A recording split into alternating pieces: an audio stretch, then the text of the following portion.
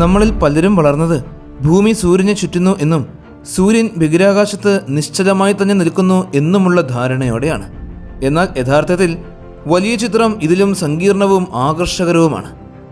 ഭൂമി ഗാലക്സിയിലൂടെ യഥാർത്ഥത്തിൽ എങ്ങനെ നീങ്ങുന്നു എന്ന് നമ്മൾ ആഴത്തിൽ പരിശോധിക്കുമ്പോൾ നമ്മുടെ ഗ്രഹം സൂര്യനെ ചുറ്റുക മാത്രമല്ല, അതേസമയം നമ്മുടെ മുഴുവൻ സൗരയൂഥത്തോടൊപ്പം അവിശ്വസനീയമായ വേഗതയിൽ ബഹിരാകാശത്തിലൂടെ കുതിക്കുകയാണ് എന്ന് നമുക്ക് കണ്ടെത്താൻ സാധിക്കും. എന്നാൽ ഈ ചലനം പ്രപഞ്ചത്തിലെ ഏറ്റവും വലിയ ചില നിഗൂഢതകളുമായി ബന്ധപ്പെട്ടിരിക്കുന്നു എന്ന് ഞാൻ നിങ്ങളോട് പറഞ്ഞാലോ? ഉദാഹരണത്തിന്, ഗാലക്സിയിലൂടെയുള്ള ഭൂമിയുടെ ചലനം നമ്മെ കോസ്മിക് കിരണങ്ങളിലേക്ക് എത്തിച്ചേക്കാമെന്നും അത് ജനിതക മാറ്റങ്ങൾക്ക് കാരണമായേക്കാമെന്നും ജീവന്റെ കൂട്ടവംശനാശത്തിന് വഴിവെക്കുകയും ചെയ്യുമെന്ന് ശാസ്ത്രീയ അനുമാനങ്ങൾ സൂചിപ്പിക്കുന്നു. കൂടാതെ സൂര്യന് ചുറ്റിലുമുള്ള നമ്മുടെ ഗ്രഹത്തിന്റെ പരിക്രമണ പാതയിലുണ്ടാകുന്ന മാറ്റങ്ങൾ പരിസ്ഥിതിയെ ബാധിച്ചേക്കാം. ഇത് മറ്റൊരു ഹിമയുഗം പോലുള്ള വിനാശകരമായ മാറ്റങ്ങളിലേക്ക് നയിച്ചേക്കാം.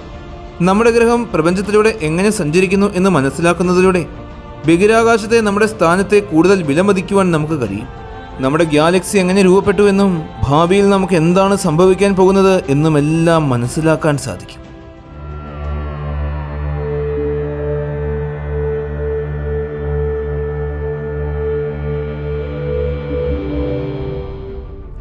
നിങ്ങൾ സ്ഥിരമായ വേഗതയിലും ഉയരത്തിലും പറക്കുന്ന ഒരു വിമാനത്തിലാണ് എന്ന് സങ്കല്പിക്കുക. അതിനുള്ളിലിരിക്കുമ്പോൾ നിങ്ങൾ എത്ര വേഗതയിലാണ് പോകുന്നത് എന്നോ അല്ലെങ്കിൽ നിങ്ങൾ നീങ്ങുന്നുണ്ടോ എന്ന് പോലും നിങ്ങൾക്ക് പറയുവാൻ കഴിയില്ല. നിങ്ങളുടെ കാഴ്ചപ്പാടിൽ പുറം ലോകം മാത്രമാണ് ചലിക്കുന്നത് എന്ന് തോന്നും. എന്നിരുന്നാലും കടന്നു പോകുന്ന ഒരു വിമാനത്തെ നോക്കി നിലത്ത് നിൽക്കുന്ന ഒരാൾക്ക് അത് സ്വന്തം നിശ്ചലാവസ്ഥയ്ക്ക് ആപേക്ഷികമായി നീങ്ങുന്നതായി കാണുവാൻ കഴിയും. 1632 ഗലീലിയോ ഗലീലി തൻ്റെ the dialogue concerning the two chief world systems എന്ന പുസ്തകത്തിൽ ആദ്യമായി വിവരിച്ച ഈ രൂപരേഖ നമ്മളിപ്പോൾ ഗലീലിയൻ റിലേറ്റിവിറ്റി അല്ലെങ്കിൽ ഗലീലിയൻ ഇൻവേരിയൻസ് എന്ന് വിളിക്കുന്നതിനെ പ്രകടിപ്പിക്കാനാണ്. ചലനത്തിന് ഒരു സമ്പൂർണ്ണ റെഫറൻസ് ഫ്രെയിമിൻ്റെ അഭാവത്തെ നിർവചിക്കുന്ന ആശയമാണിത്. കൂടാതെ നിരവധി സാധുവായ റെഫറൻസുകൾ ഫ്രെയിമുകൾ ഉള്ളപ്പോൾ പോലും സാഹചര്യത്തിനനുസരിച്ച് ഏറ്റവും പ്രസക്തമായ ഒന്ന് നമ്മൾ തിരഞ്ഞെടുക്കേണ്ടതുണ്ട്. അപ്പോൾ ഭൂമിയുടെ ചലനത്തെക്കുറിച്ചുള്ള ആശയത്തോടും മൊത്തത്തിലുള്ള സൗരയൂഥത്തോടും ഇത് എങ്ങനെ പൊരുത്തപ്പെട്ടിരിക്കുന്നു? ആദ്യം നമ്മൾ നിരീക്ഷിക്കുന്ന കേന്ദ്രം നിർണ്ണയിക്കേണ്ടതുണ്ട്. നമുക്കെല്ലാവർക്കും അറിയാവുന്ന പോലെ നമ്മുടെ സൗരയൂഥത്തിൽ ഗ്രഹങ്ങളെല്ലാം സൂര്യനെ വലം വയ്ക്കുന്നു. എന്നിരുന്നാലും കാര്യങ്ങളെ വിപുലമായി പരിഗണിക്കുമ്പോൾ നമുക്ക് തികച്ചും വ്യത്യസ്തമായൊരു ചിത്രം കാണുവാൻ കഴിയും. സൗരയൂഥം നമ്മുടെ ഗാലക്സിയുടെ വിസ്തൃതിയിലൂടെ ഒരു സർപ്പിളാകൃതിയിൽ നിരന്തരം ചലിച്ചുകൊണ്ടേയിരിക്കുകയാണ്. നമ്മുടെ സൗരയൂഥത്തിനുള്ളിലെ ആപേക്ഷിക ചലനത്തിൻ്റെ ഏറ്റവും അറിയപ്പെടുന്ന ഉദാഹരണങ്ങളിൽ ഒന്നാണ് സൂര്യന് ചുറ്റിലുമുള്ള ഭൂമിയുടെ പരിക്രമണം. ഭൂമിയുടെ ഭ്രമണപഥം ഒരു കൃത്യമായ വൃത്തമല്ല, മറിച്ച് സൂര്യനെ അതിൻ്റെ ഫോക്കസുകളിൽ ഒന്നായിട്ടുള്ള ഒരു എലിപ്സാണ്. അതിനർത്ഥം അതിൻ്റെ ഭ്രമണപഥത്തിൽ ചില പോയിന്റുകളിൽ ഭൂമി മറ്റുള്ളവയേക്കാൾ സൂര്യനോട് അടുത്താണ് എന്നാണ്. ഭൂമി സൂര്യനോട് ഏറ്റവും അടുത്ത് നിൽക്കുമ്പോൾ അത് പെരിഹീലിയൻ ആണെന്ന് പറയപ്പെടുന്നു. കൂടാതെ സൂര്യനുമായുള്ള ബന്ധത്തിൻ്റെ അതിൻ്റെ ഭ്രമണപഥത്തിലെ ഏറ്റവും ദൂരെയുള്ള പോയിന്റിനെ അഫീലിയൻ എന്നും വിളിക്കുന്നു. ഈ രണ്ട് പോയിന്റുകളും കൃത്യമായ ഇടവേളകളിൽ സംഭവിക്കുന്നു. ഭൂമി ജനുവരി 3-നടുത്ത് പെരിഹീലിയനിലും ജൂലൈ 4-നടുത്ത് അഫീലിയനിലും എത്തുന്നു. ഇത് കാലാവസ്ഥയിലെ കാലാനുസൃതമായ മാറ്റങ്ങളിലൂടെ വ്യക്തമാണ്. സൂര്യൻ മധ്യത്തിലും ഗ്രഹങ്ങൾ അതിനു ചുറ്റും കറങ്ങുന്നതുമായ സൗരയൂഥത്തിലെ പതിവ് ചിത്രീകരണം നമുക്കെല്ലാവർക്കും അറിയാമല്ലോ. അത് നമ്മുടെ ഗ്രഹവ്യവസ്ഥയ്ക്കുള്ളിലെ ചലനത്തിൻ്റെ പൂർണ്ണമായും കൃത്യമായ പ്രതിനിധാനമല്ല. ഗ്രഹങ്ങൾ സൂര്യനെ ചുറ്റുക മാത്രമല്ല, അവ അതിനെ വലം വയ്ക്കുകയും ചെയ്യുന്നു. ഇത് മാറാൻ കാരണമാകുന്നു. ഉദാഹരണത്തിന്, വാതക ഭീമന്മാരായ വ്യാഴത്തിനും ശനിക്കും സൂര്യനിലും ഭൂമിയിലും പ്രത്യേകിച്ച് ശക്തമായ ഗുരുത്വാകർഷണ സ്വാധീനമുണ്ട്. ഇത് അവരുടെ ഭ്രമണപഥങ്ങളുടെ രൂപത്തിലും ദിശയിലും ചെറിയ മാറ്റങ്ങൾക്ക് കാരണമാകുന്നു. വ്യാഴവും ശനിയും അല്പമെങ്കിലും നിരയായി വരുമ്പോൾ അത് സൗരയൂഥത്തിലെ എല്ലാ വസ്തുക്കളിലും കാര്യമായ സ്വാധീനം ചെലുത്തുന്നു. ഈ പ്രഭാവം പുറം ഗ്രഹങ്ങളുടെ പെർട്യൂബേഷൻ എന്നാണ് വിളിക്കപ്പെടുന്നത്. കാലക്രമേണ ഭൂമിയുടെ ഭ്രമണപഥത്തിലെ ഈ സൂക്ഷ്മമായ മാറ്റങ്ങൾ കൂട്ടിച്ചേർത്ത് ഗ്രഹത്തിൻ്റെ കാലാവസ്ഥയിലും മൊത്തത്തിലുള്ള പരിസ്ഥിതിയിലും ദീർഘകാല മാറ്റങ്ങൾക്ക് കാരണമാകുന്നു. ഈ മാറ്റങ്ങളെ മിലാൻകോവിച്ച് സൈക്കിളുകൾ എന്നാണ് വിളിക്കുന്നത്. മിലാൻകോവിച്ച് സൈക്കിളുകളുടെ ഒരു വശം ഭൂമിയുടെ അച്ചുതണ്ടിൻ്റെ ചരിവിലുണ്ടാകുന്ന മാറ്റമാണ്. ഇത് ഏകദേശം 41,000 വർഷങ്ങളുടെ ഒരു ചക്രത്തിൽ ഏകദേശം 22 മുതൽ 24.5 ഡിഗ്രി വരെ മാറുന്നു. ഗ്രഹത്തിൻ്റെ ചരിവിലുണ്ടാകുന്ന ഈ മാറ്റം ഭൂമിയുടെ ഉപരിതലത്തിൻ്റെ വിവിധ ഭാഗങ്ങളിൽ എത്തുന്ന സൗരവികിരണത്തിൻ്റെ അളവിനെ ബാധിക്കുന്നു. ഇത് ഹിമയുഗങ്ങളുടെ സമയത്തെയും തീവ്രതയെയും ബാധിക്കും. ഈ ചക്രങ്ങളെ അടിസ്ഥാനപ്പെടുത്തി താരതമ്യേന അടുത്ത ഭാവിയിൽ ഭൂമിയിൽ ഒരു പുതിയ ഹിമയുഗം ആരംഭിച്ചേക്കാമെന്ന് ചില ശാസ്ത്രജ്ഞന്മാർ ഇന്ന് പ്രവചിക്കുന്നുണ്ട്. അത് ആയിരക്കണക്കിന് വർഷക്കാലത്തോളം നീണ്ടു നിൽക്കും. എന്നിരുന്നാലും മനുഷ്യനിർമ്മിതമായ കാലാവസ്ഥാ വ്യതിയാനത്തിൻ്റെ പ്രത്യാഘാതങ്ങൾ നിലവിൽ ഭൂമിയുടെ സ്വാഭാവിക കാലാവസ്ഥാ ചക്രങ്ങളെ അടിച്ചമർത്തുന്നുണ്ട് എന്നത് ശ്രദ്ധിക്കേണ്ട കാര്യമാണ്. ഇത് ഭാവിയിലെ ഹിമയുഗങ്ങളുടെ കൃത്യമായ സമയവും തീവ്രതയും പ്രവചിക്കുന്നത് പ്രയാസകരമാക്കുന്നു. സൗരയൂഥത്തിനുള്ളിൽ ഭൂമിയുടെ ചലനരീതി വളരെയേറെ സങ്കീർണമാണ്. എന്നിരുന്നാലും ഗാലക്സിയിലൂടെയുള്ള ഇതിൻ്റെ ചലനം അതിലും സങ്കീർണമാണ്. ക്ഷീരപഥം ഒരു കൂറ്റൻ സങ്കീർണമായ വ്യൂഹമാണ്. അതായത് 1,00,000 പ്രകാശവർഷത്തോളം വ്യാസമുള്ള ഈ ഗാലക്സിക്കുള്ളിൽ ധാരാളം നക്ഷത്രങ്ങളും വാതകങ്ങളും പൊടിപടലങ്ങളും ഉൾക്കൊള്ളുന്നു. നമ്മുടെ ഗാലക്സിയുടെ ഏറ്റവും വലിയ പ്രത്യേകതകളിൽ ഒന്ന് അതിൻ്റെ ഭ്രമണമാണ്. ഒരു വലിയ കറങ്ങുന്ന കാറ്റാടി യന്ത്രം പോലെ ഗാലക്സിയുടെ സർപ്പിള ശാഖകൾ അത് കറങ്ങുമ്പോൾ പിന്നാലെ വരുന്നു. ഈ ഭ്രമണം ഗാലക്സിയിലെ നക്ഷത്രങ്ങളെയും വാതകത്തെയും ഗാലക്റ്റിക് കേന്ദ്രത്തിന് ചുറ്റിലും വൃത്താകൃതിയിലുള്ള ഭ്രമണപഥങ്ങളിൽ ചലിപ്പിക്കുന്നു. ഗാലക്സിയുടെ സർപ്പിള ശാഖകളിൽ ഒന്നിൽ അതിൻ്റെ കേന്ദ്രത്തിൽ നിന്നും ഏകദേശം 25,000 പ്രകാശവർഷത്തോളം അകലെയാണ് നമ്മുടെ ഭൂമി സ്ഥിതി ചെയ്യുന്നത്. സൗരയൂഥത്തിൽ ഗുരുത്വാകർഷണ ബലത്തിൻ്റെ കാര്യത്തിൽ കണക്കിലെടുക്കേണ്ട ചില വസ്തുതകൾ മാത്രമേ ഉള്ളൂ. ഈ ഗുരുത്വാകർഷണ മണ്ഡലത്തിൽ സൂര്യനാണ് പ്രബലമായ ആകാശഗോളം.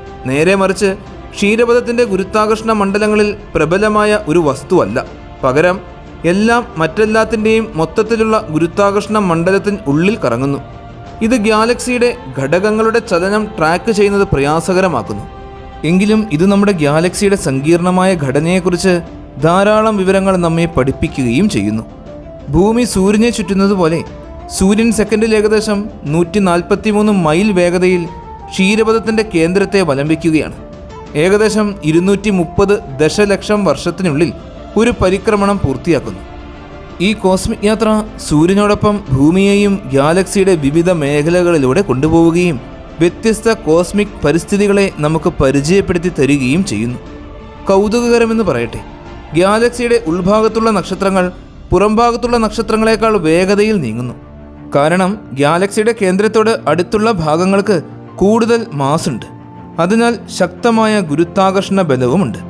വേഗതയിലുള്ള ഈ വ്യത്യാസം സൂര്യനോടടുത്തുള്ള ഗ്രഹങ്ങൾ ദൂരെയുള്ളവയേക്കാൾ വേഗതയിൽ ഭ്രമണപഥത്തിലൂടെ നീങ്ങുന്നതിന് സമാനമാണ്. ഗാലക്സിയുടെ കേന്ദ്രത്തെ അപേക്ഷിച്ച് സൂര്യൻ്റെ വേഗത നിർണ്ണയിക്കുന്നതിൽ ഈയിടെ മാത്രം രൂപപ്പെട്ടതും അതിനാൽ ഇപ്പോഴും ജനന ഭ്രമണപഥത്തിലുള്ളതുമായ പുതിയ യുവനക്ഷത്രങ്ങൾക്കായി തിരയുന്നത് ഉൾപ്പെടുന്നു. അടുത്തതായി ഈ നക്ഷത്രങ്ങൾ നമുക്ക് ആപേക്ഷികമായി എങ്ങനെ നീങ്ങുന്നു എന്നതിൻ്റെ ശരാശരി എടുത്തു കഴിഞ്ഞാൽ സൂര്യൻ സെക്കൻഡിൽ ഏകദേശം 3.1 മൈൽ വേഗതയിൽ മുന്നോട്ടും സെക്കൻഡിൽ 5 മൈൽ വേഗതയിൽ ഗാലക്റ്റിക് കേന്ദ്രത്തിലേക്കും ഏകദേശം 4.4 മൈൽ വേഗതയിൽ ഗാലക്റ്റിക് ഡിസ്കിന് പുറത്തേക്കും നീങ്ങുന്നു എന്ന് നമുക്ക് കണ്ടെത്തുവാൻ സാധിക്കും.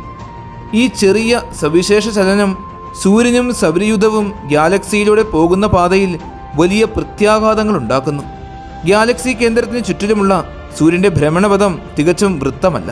പകരം ഇത് ഗാലക്റ്റിക് പ്ലെയിനിൽ നിന്ന് മുകളിലേക്കും താഴേക്കുമായി ചലിക്കുന്ന നേരിയ എലിപ്റ്റിക്കൽ പാത പിന്തുടരുന്നു. ഏകദേശം ഓരോ 60 ദശലക്ഷം വർഷങ്ങളിൽ ഒരിക്കൽ ഇത് പരിപൂർണമായും ചലനം പൂർത്തിയാക്കുന്നു. ഗാലക്സിയിലെ മറ്റു നക്ഷത്രങ്ങളുടെയും വാതക മേഘങ്ങളുടെയും ഡാർക്ക് മാറ്ററിൻ്റെയും ഗുരുത്വാകർഷണം ഈ ചലനത്തെ സ്വാധീനിക്കുന്നു. നമ്മൾ നിലവിൽ ഗാലക്റ്റിക് ഡിസ്കിൻ്റെ മധ്യഭാഗത്ത് ഏകദേശം 10,000 പ്രകാശവർഷങ്ങളോളം മുകളിലാണ്. കേന്ദ്രം എവിടെയാണ് എന്ന് കൃത്യമായി നിർണ്ണയിക്കുവാൻ പ്രയാസമാണെങ്കിലും നമുക്ക് മുകളിലുള്ളതിനേക്കാൾ കൂടുതൽ മാസ് താഴെയുള്ളതിനാണ്. ഡിസ്കിൻ്റെ ഗുരുത്വാകർഷണം മുകളിലോട്ടുള്ള ചലനത്തെ സാവധാനത്തിലാക്കുന്നു.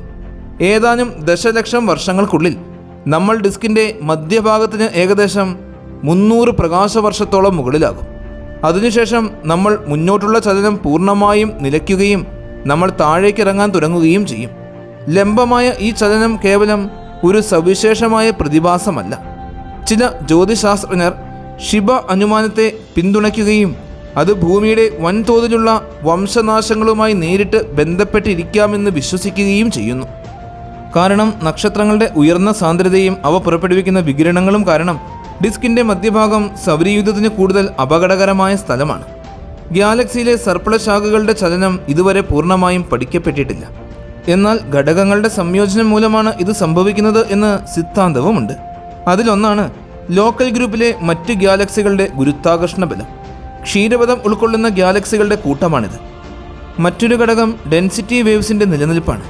അവ ഒരു കുളത്തിലെ അലകൾ പോലെ ഗലക്റ്റിക് ഡിസ്കിൽ ഉടനീളം വ്യാപിക്കുമെന്ന് വിശ്വസിക്കപ്പെടുന്നു. ഈ തരംഗങ്ങൾക്ക് നക്ഷത്രങ്ങളെയും വാതകങ്ങളെയും സർപ്പിള ശാഖകളിലേക്കും പുറത്തേക്കും തള്ളാൻ കഴിയും. ഇത് ഈ മേഖലകളിലൂടെ കടന്നുപോകുമ്പോൾ ഭൂമിയിലെ പരിസ്ഥിതിയെയും ജീവിത സാഹചര്യങ്ങളെയും ബാധിച്ചേക്കാം. ഉദാഹരണത്തിന്, ഭൂമി ഉയർന്ന സാന്ദ്രതയുള്ള ഒരു പ്രദേശത്തിലൂടെ കടന്നുപോകുമ്പോൾ കൂടുതൽ കോസ്മിക് വികിരണങ്ങളും മറ്റ് ഉയർന്ന ഊർജ്ജകണങ്ങളും നമ്മുടെ ഗ്രഹത്തിൻ്റെ ഉപരിതലത്തിൽ എത്തിയേക്കാം. ഇത് നമ്മുടെ കാലാവസ്ഥയിലും അന്തരീക്ഷ രസതന്ത്രത്തിലും ഭൂമിയുടെ ജീവന്റെ പരിണാമത്തിലും പോലും സ്വാധീനം ചെലുത്തിയേക്കാം. നേരത്തെ നമ്മൾ ചർച്ച ചെയ്ത പോലെ സൂര്യൻ നിശ്ചലമല്ല. ഇത് ക്ഷീരപഥത്തിലൂടെ നീങ്ങുന്നു, ഭൂമിയെയും മറ്റു ഗ്രഹങ്ങളെയും കൂടെ കൊണ്ടുപോകുന്നു. എന്നിരുന്നാലും ചലിക്കുന്ന ഒരേ ഒരു വസ്തു സൂര്യനല്ല. ഗാലക്സിയിലെ മറ്റ് സകല നക്ഷത്രങ്ങളും ചലനത്തിലാണ്. നക്ഷത്രങ്ങളുടെ ഈ ചലനത്തെ അവയുടെ പ്രോപ്പർ മോഷൻ എന്ന പദത്തിലൂടെ നിർവചിക്കാം. ഇത് കാലക്രമേണ ആകാശത്തിലൂടെയുള്ള നക്ഷത്രങ്ങളുടെ ദൃശ്യമായ ചലനത്തെ സൂചിപ്പിക്കുന്നു. സൂര്യനെ അപേക്ഷിച്ച് ബഹിരാകാശത്തെ നക്ഷത്രങ്ങളുടെ ചലനം മൂലമാണ് പ്രോപ്പർ മോഷൻ ഉണ്ടാകുന്നത്. ഇത് സാധാരണയായി പ്രതിവർഷം 6 സെക്കൻഡുകളിൽ അളക്കുന്നു. ഇതൊരു വർഷത്തിനിടയിൽ ആകാശത്തിലെ ഒരു നക്ഷത്രത്തിൻ്റെ കോണീയ സ്ഥാന ചലനമാണ്. പ്രോപ്പർ മോഷൻ എന്ന ആശയം ജ്യോതിശാസ്ത്രജ്ഞരെ കാലക്രമേണ നക്ഷത്രങ്ങളുടെ സഞ്ചാരം ട്രാക്ക് ചെയ്യുന്നതിനും പരസ്പരം ആപേക്ഷികമായി അവയുടെ ചലനം സ്ഥാനവും പഠിക്കുന്നതിനും അനുവദിക്കുന്നു. ക്ഷീരപഥത്തിൻ്റെ ഘടനയെയും ചലനാത്മകതയെയും കുറിച്ച് മികച്ച ധാരണ ലഭിക്കുവാൻ ഇത് സഹായിക്കുന്നു എന്നതിനാൽ ഇത് പ്രധാനപ്പെട്ട ഒന്നാണ്. ഇനി ഏറ്റവും അടുത്തുള്ള നക്ഷത്രങ്ങളെ അപേക്ഷിച്ച് ഭൂമിയുടെ ചലനം ഒന്ന് നോക്കാം. സൂര്യനും ചുറ്റിലുമുള്ള ഭൂമിയുടെ ചലനം കാരണം രാത്രികാല ആകാശത്ത് അടുത്തുള്ള നക്ഷത്രങ്ങളുടെ ദൃശ്യമായ സ്ഥാനങ്ങൾ കാലക്രമേണ ഒരൽപ്പം മാറുന്നു. ഈ പ്രതിഭാസത്തെ പാരലാക്സ് എന്നാണ് പറയുന്നത്. വർഷത്തിൻ്റെ വിവിധ സമയങ്ങളിൽ ഭൂമി അതിൻ്റെ ഭ്രമണപഥത്തിൽ വ്യത്യസ്ത സ്ഥാനങ്ങളിലായതിനാൽ അടുത്തുള്ള നക്ഷത്രങ്ങൾക്ക് അല്പം വ്യത്യസ്തമായ കാഴ്ചപ്പാടുകൾ ലഭിക്കുന്നു. ഇതുകൊണ്ടാണ് പാരലാക്സ് എന്ന് പറയുന്നത്. ഓരോ പ്രത്യേക നക്ഷത്രത്തിനും നിരീക്ഷിക്കപ്പെടുന്ന പാരലാക്സിൻ്റെ അളവ് ഭൂമിയിൽ നിന്നുള്ള അതിൻ്റെ ദൂരത്തെ ആശ്രയിച്ചിരിക്കും. ഭൂമിയോട് തൊട്ടടുത്തുള്ള നക്ഷത്രങ്ങൾ ദൂരെയുള്ളവയേക്കാൾ കൂടുതൽ പാരലാക്സ് പ്രകടിപ്പിക്കും. അടുത്തുള്ള നക്ഷത്രങ്ങളിലേക്കുള്ള ദൂരം നിർണ്ണയിക്കുവാൻ ജ്യോതിശാസ്ത്രജ്ഞന്മാർക്ക് നിരീക്ഷിച്ച പാരലാക്സിൻ്റെ അളവ് ഉപയോഗിക്കാം. ഇതൊരു ഗാലക്സിയുടെ വലിപ്പവും ഘടനയും മനസ്സിലാക്കുന്നതിനുള്ള ഒരു പ്രധാനപ്പെട്ട ഉപകരണമാണ്. പാരലാക്സിന് പുറമെ തൊട്ടടുത്തുള്ള നക്ഷത്രങ്ങളുടെ പ്രോപ്പർ മോഷനും രാത്രി ആകാശത്തെക്കുറിച്ചുള്ള നമ്മുടെ കാഴ്ചപ്പാടിനെ ബാധിക്കുന്നു. പല വർഷങ്ങളിലോ പതിറ്റാണ്ടുകളോ കഴിയുമ്പോൾ അടുത്തുള്ള നക്ഷത്രങ്ങളുടെ സ്ഥാനം അവയുടെ ബഹിരാകാശത്തെ ചലനം കൃത്യമായി പ്രകടമായി മാറിയേക്കാം. ഇതിനർത്ഥം ഇന്ന് നമ്മൾ കാണുന്ന നക്ഷത്ര സമൂഹങ്ങളുടെ പാറ്റേണുകൾ ഭാവിയിൽ അല്പം വ്യത്യസ്തമായി കാണപ്പെടും, കൂടാതെ ഭൂതകാലത്തിൽ അല്പം വ്യത്യസ്തമായി കാണപ്പെട്ടിരിക്കുകയും ചെയ്യും എന്നാണ്. വലിയ പ്രോപ്പർ മോഷനുള്ള അടുത്തുള്ള നക്ഷത്രങ്ങൾക്ക്, അല്ലെങ്കിൽ മറ്റൊരു വിധത്തിൽ പറഞ്ഞാൽ വേഗത്തിൽ ചലിക്കുന്ന നക്ഷത്രങ്ങൾക്ക് പ്രോപ്പർ മോഷന്റെ പ്രഭാവം പ്രത്യേകം ശ്രദ്ധേയമാണ്. നമ്മുടെ സൗരയൂഥം യഥാർത്ഥത്തിൽ ഗാലക്സിയിലൂടെ എങ്ങനെ സഞ്ചരിക്കുന്നു എന്നതിനെക്കുറിച്ച് അതിശയിപ്പിക്കുന്ന ചിത്രം ഇപ്പോൾ നമുക്ക് മുന്നിലുണ്ട്. ഒരു ചോദ്യം ബാക്കിയാണ്: നമ്മൾ മൊത്തത്തിൽ പ്രപഞ്ചത്തിലൂടെ എങ്ങനെ സഞ്ചരിക്കുന്നു? ഇത് മാറുന്നതിനനുസരിച്ച് ക്ഷീരപഥം അതിൻ്റെ യാത്രയിൽ ഒറ്റയ്ക്കല്ല. നമ്മുടെ ഗാലക്സിയെ ചുറ്റുമുള്ള വിവിധ മാസുള്ള ഗുരുത്വാകർഷണ മണ്ഡലങ്ങൾ നിരന്തരം വലിക്കുന്നു. നമ്മൾ നിലവിൽ സെക്കൻഡിൽ 100 കണക്കിന് മൈൽ വേഗതയിൽ ആൻഡ്രോമിഡ ഗാലക്സിയിലേക്ക് കുതിച്ചുകൊണ്ടിരിക്കുകയാണ്. എന്നാൽ അതുമാത്രമല്ല, ക്ഷീരപഥം ലോക്കൽ ഗ്രൂപ്പ് എന്ന് വിളിക്കപ്പെടുന്ന ഒരു ഗാലക്സി കൂട്ടത്തിൻ്റെ ഭാഗമാണ്. അതിൽ നമ്മുടെ ഏറ്റവും അടുത്തുള്ള അയൽവാസിയായ ആൻഡ്രോമിഡ ഉൾപ്പെടെ 54-ലധികം ഗാലക്സികൾ ഉൾക്കൊള്ളുന്നു. ഈ ലോക്കൽ ഗ്രൂപ്പും സഞ്ചരിച്ചു കൊണ്ടിരിക്കുകയാണ്. ലോക്കൽ ഗ്രൂപ്പ് മറ്റു പല ഗ്രൂപ്പുകൾക്കും ഗാലക്സി കൂട്ടങ്ങൾക്കും ഒപ്പം ഗ്രേറ്റ് അട്രാക്ടർ എന്നറിയപ്പെടുന്ന ഒരു സൂപ്പർ ക്ലസ്റ്ററിലെ അതീവ നിഗൂഢമായ സൂപ്പർ ഡെൻസിറ്റിയിലേക്ക് നീങ്ങുകയാണ്. ഗ്രേറ്റ് അട്രാക്ടർ എന്നത് ഏകദേശം 150 ദശലക്ഷം പ്രകാശവർഷം അകലെയുള്ള ബഹിരാകാശ മേഖലയാണ്. അതിൻ്റെ ഗുരുത്വാകർഷണം വളരെ ശക്തമാണ്. അത് ദശലക്ഷക്കണക്കിന് പ്രകാശവർഷങ്ങൾക്കുള്ളിലെ ഗാലക്സികളുടെ ചലനത്തെ സ്വാധീനിക്കുന്നു. തൽഫലമായി ലോക്കൽ ഗ്രൂപ്പ് സെക്കൻഡിൽ ഏകദേശം 373 മൈൽ വേഗതയിൽ ഗ്രേറ്റ് അട്രാക്ടറിലേക്ക് വലിക്കപ്പെടുന്നു. എന്നിരുന്നാലും ഈ ചലനം ഇപ്പോഴും പ്രപഞ്ചത്തിലെ ഭൂമിയുടെ ചലനങ്ങളിൽ അവസാനത്തേതല്ല. നമ്മുടെ പ്രപഞ്ചം മുഴുവൻ വികസിച്ചു കൊണ്ടിരിക്കുകയാണ്. അതിൻ്റെ ഫലമായി അതിലെ എല്ലാ ഗാലക്സികളും പരസ്പരം അകന്നു പോകുന്നു. ഈ വികാസമെന്നത് ബഹിരാകാശത്തെ വെറും ഒരു ചലനം മാത്രമല്ല. പ്രപഞ്ചം നമുക്ക് സങ്കല്പിക്കാൻ പോലും സാധിക്കാത്ത വേഗതയിൽ വികസിച്ചുകൊണ്ടിരിക്കുകയാണ്. അതിൻ്റെ ഫലമായി ഗാലക്സികൾ തമ്മിലുള്ള ദൂരം കാലക്രമേണ വർദ്ധിക്കുന്നു. ഈ ചലനങ്ങളെല്ലാം ഉണ്ടെങ്കിലും പ്രപഞ്ചത്തിൻ്റെ ബാക്കി ഭാഗങ്ങളെ അപേക്ഷിച്ച് നമ്മുടെ വേഗത നിർണ്ണയിക്കുവാൻ നമുക്ക് കോസ്മിക് മൈക്രോവേവ് ബാക്ക്ഗ്രൗണ്ട് റേഡിയേഷനെ ഒരു റെഫറൻസ് ഫ്രെയിമായി തന്നെ ഉപയോഗിക്കാൻ സാധിക്കും. ബിഗ് ബാങ് അവശേഷിപ്പിക്കുന്ന ചൂടായ ഈ വികിരണം പ്രപഞ്ചത്തിൽ ഉടനീളം വ്യാപിക്കുന്നു. കൂടാതെ എല്ലാ ദിശകളിലും ഏകദേശം ഒരുപോലെ തന്നെയാണ് ഇവ വ്യാപിച്ചിരിക്കുന്നത്. ഈ വികിരണത്തിൻ്റെ ചെറിയ വ്യതിയാനങ്ങൾ അളക്കുന്നതിലൂടെ ഭൂമിയും നമ്മുടെ മുഴുവൻ സൗരയൂഥവും കോസ്മിക് മൈക്രോവേവ് ബാക്ക്ഗ്രൗണ്ട് റേഡിയേഷന് ആപേക്ഷികമായി ഒരു സെക്കൻഡിൽ ഏകദേശം 229 മൈൽ വേഗതയിൽ ഈ പ്രപഞ്ചത്തിലൂടെ സഞ്ചരിച്ചു കൊണ്ടിരിക്കുകയാണ് എന്ന് ശാസ്ത്രജ്ഞന്മാർ നിർണയിച്ചു. ഈ ഘട്ടത്തിൽ ഭൂമി നിശ്ചലമല്ല എന്നതും മറിച്ച് ആകാശചലനങ്ങളുടെ സങ്കീർണമായ ഒരു വ്യവസ്ഥയുടെ ചെറുതെങ്കിലും പ്രധാനപ്പെട്ട ഭാഗമാണ് എന്നതും ആർക്കും ഞെട്ടിപ്പിക്കുന്ന ഒരു വെളിപ്പെടുത്തലല്ല. നമ്മുടെ ഗ്രഹത്തിൻ്റെ ചലനത്തിൻ്റെ സങ്കീർണത ശ്രദ്ധേയമായ വിധം സങ്കീർണമായ ഒരു പ്രതിഭാസമാണ്. ആദ്യം നമ്മുടെ ഗ്രഹം കോടിക്കണക്കിന് വർഷങ്ങളായി ചെയ്തുകൊണ്ടിരിക്കുന്നത് പോലെ തിളങ്ങുന്ന സൂര്യനെ മനോഹരമായി ചുറ്റുന്നു. എന്നാൽ ഇത് ഐസ്ബെർഗിൻ്റെ അറ്റം മാത്രമാണ്. നമ്മുടെ ഗ്രഹം ഭാഗമായ സൗരയൂഥം ക്ഷീരപഥത്തിൻ്റെ വിശാലമായ വിസ്തൃതിയിലൂടെ നീങ്ങുന്നു. അവിശ്വസനീയമായ വേഗതയിൽ മുന്നോട്ട് കുതിക്കുന്നു. ഇതുമാത്രമല്ല, ക്ഷീരപഥം ലോക്കൽ ഗ്രൂപ്പ് എന്നറിയപ്പെടുന്ന ഒരു ഗാലക്സി കൂട്ടായ്മയുടെ ഭാഗമാണ്. അതിൽ അടുത്തുള്ള നിരവധി ഗാലക്സികൾ ഉൾക്കൊള്ളുന്നു. കൂടാതെ ഇവയെല്ലാം ചേർന്ന് ഗ്രേറ്റ് അട്രാക്ടർ എന്നറിയപ്പെടുന്ന അതീവ നിഗൂഢമായ അതീവ ശക്തമായ ഗുരുത്വാകർഷണ ബലമുള്ള ഭാഗത്തേക്ക് നീങ്ങിക്കൊണ്ടേയിരിക്കുന്നു. ആ സമയത്ത് ഇവയെല്ലാം ചേർന്ന് കോസ്മിക് നൃത്തം ചെയ്യുന്നു. ഈ വടംവലി ലോക്കൽ ഗ്രൂപ്പിനെ സെക്കൻഡിൽ 100 കണക്കിന് മൈൽ വേഗതയിൽ ബഹിരാകാശത്തിലൂടെ കുതിക്കാൻ പ്രേരിപ്പിക്കുന്നു. പക്ഷേ അതുപോലും കഥയുടെ അവസാനമല്ല. പ്രപഞ്ചം തന്നെ വികസിച്ചുകൊണ്ടിരിക്കുകയാണ്. 1920കളിൽ എഡ്വിൻ ഹബിളിൻ്റെ തകർപ്പൻ കണ്ടെത്തലിന് ശേഷം അറിയപ്പെടുന്ന ഒരു വസ്തുതയാണിത്. ഈ വികാസം അർത്ഥമാക്കുന്നത് ഗാലക്സികൾ അതിശയകരമായ വേഗതയിൽ പരസ്പരം അകന്നുപോയിക്കൊണ്ടിരിക്കുന്നു എന്നാണ്. നമ്മുടെ ഭൂമി ബഹിരാകാശത്തിലൂടെ പറക്കുന്ന ഒരു പാറ മാത്രമല്ല, ഇതൊരു വലിയ പദ്ധതിയുടെ ചെറിയ ഭാഗമാണ്. സങ്കീർണവും വിസ്മയകരവുമായ കോസ്മിക് ചലനങ്ങളുടെ ഒരു വലക്കണ്ണിയാണ്. ഈ പ്രപഞ്ചത്തിൻ്റെ വിശാലതയിൽ നമ്മൾ വെറുമൊരു പൊടിപടലം മാത്രമാണ്. എങ്കിലും നമ്മുടെ ഈ ഭൂമിയുടെ ചലനം അനന്തമായ പ്രപഞ്ചത്തിൻ്റെ നിലനിൽപ്പിൻ്റെ അവിഭാജ്യമായൊരു ഘടകമാണ്. ഇന്നത്തെ ഈ വീഡിയോ എല്ലാവർക്കും ഒരുപാട് ഇഷ്ടമായി എന്ന് വിശ്വസിക്കുന്നു. നിങ്ങളുടെ എല്ലാവരുടെയും സപ്പോർട്ടിൽ കൂടെ ഉണ്ടാകണം.